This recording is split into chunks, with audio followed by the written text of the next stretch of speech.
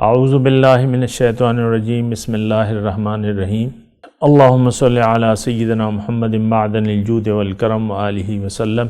سامعین و ناظرین اکرام، السلام علیکم ورحمۃ اللہ وبرکاتہ۔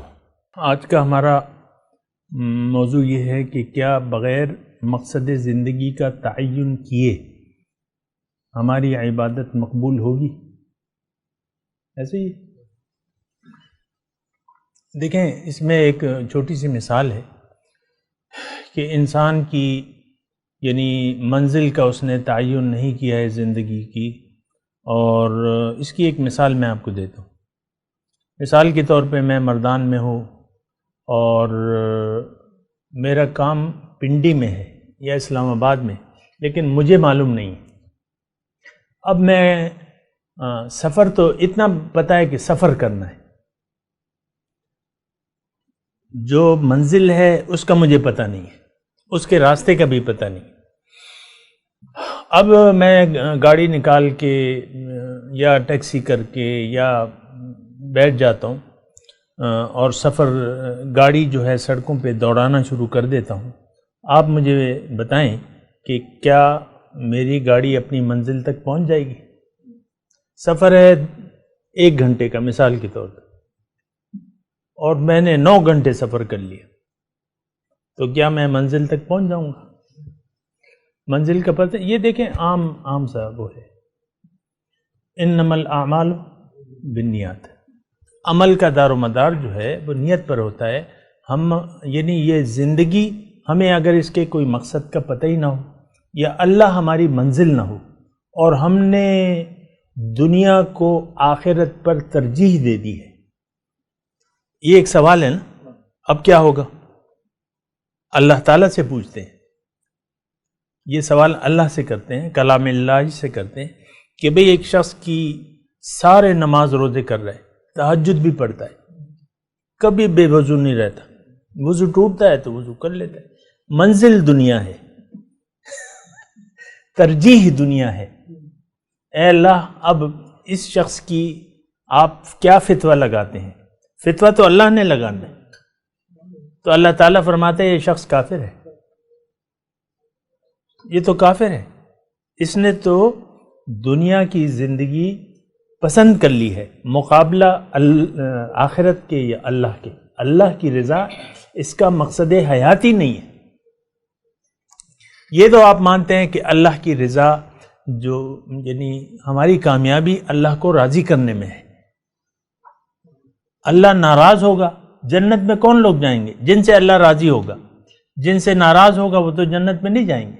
اب ایک انسان یہاں زندگی گزارتا ہے اور اللہ تعالیٰ کو راضی کرنا اس کا مقصد نہیں ہے، اس کا مقصد پیسے کمانا ہے، اچھا کاروبار، بس اچھا رہن سہن لے، ایک نئی گاڑی ہو، یہ ہو وہ ہو۔ اللہ کو راضی کرنا اس کا منزل نہیں ہے۔ اور وہ کیوں نہیں ہے کہ اللہ اس کا مقصد نہیں ہے؟ بھئی اللہ مقصود ہوگا تو تب اللہ کو راضی کرنے کی کوشش کرے گا نا۔ اللہ مقصود ہی نہیں ہے تو اللہ کی رضا تو آپ دیکھ لیں، عام طور پہ تو ہم ایسا، تو بات یہ ہے کہ اللہ جس کا مقصد نہ ہو اور وہ دنیا کی زندگی اس کو پسند ہو رہنے کے لیے، وَرَضُوا بِالْحَيَاةِ الدُّنْيَا وَاطْمَأَنُّوا بِهَا، دنیا پر راضی ہو گئے اور اس پر بھئی بس کاروبار چل رہا ہے، آرڈر آ رہے ہیں، نوکری ہو رہی ہے، پیسے مل رہے ہیں، بس اس پہ راضی ہو گئے، یہ جہنمی ہے، یہ کافر ہے۔ سورہ ابراہیم کی آپ پڑھ لیں، ترجمہ آپ پڑھ لیں، وَيْلٌ لِّلْكَافِرِينَ الَّذِينَ يَسْتَحِبُّونَ الْحَيَاةَ الدُّنْيَا عَلَى الْآخِرَةِ۔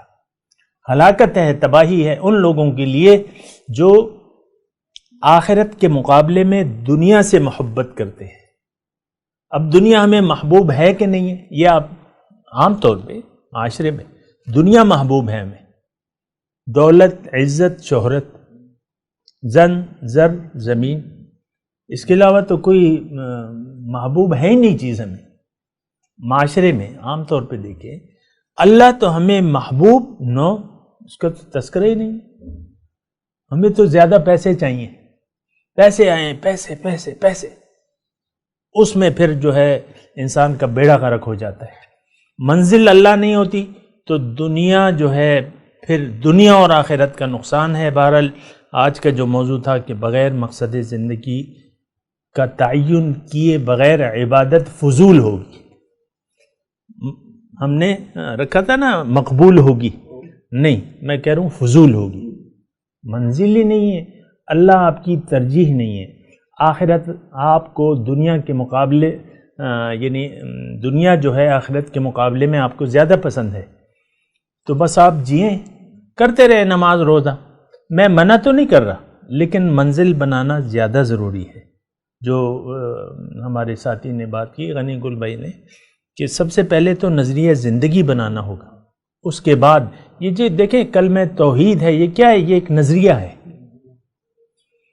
لا الہ الا اللہ، لا مقصود الا اللہ، لا محبوب الا اللہ. اللہ کے سوا مجھے کوئی محبوب ہی نہیں ہے. ہم نے تو بت سجا لیے، بت سجا لیے نا. اظہار تو نہیں کرتے لیکن ہیں پڑے ہوئے ہیں دل میں بت پڑے ہوئے ہیں. تو بات یہ ہے کہ آپ کے دل میں بت ہے تو اللہ تعالیٰ کو تو شرک، وہ تو ناپسند کیا کہ وہ کہتا ہے کہ میں بخشوں گی نہیں اس شخص کو.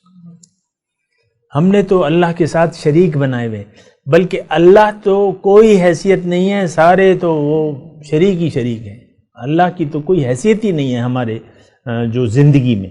اللہ کی کوئی حیثیت نہیں ہے. یہ چیلنج ہے میرا. مشرک تو وہ ہے جو دو محبتیں برابر کر لے. کوئی حیثیت ہو تو آپ مجھے بتا دیں. وآخر دعوانا الحمدللہ رب العالمین. مولاي صل وسلم دائما ابدا على حبيبك خير الخلق كلهم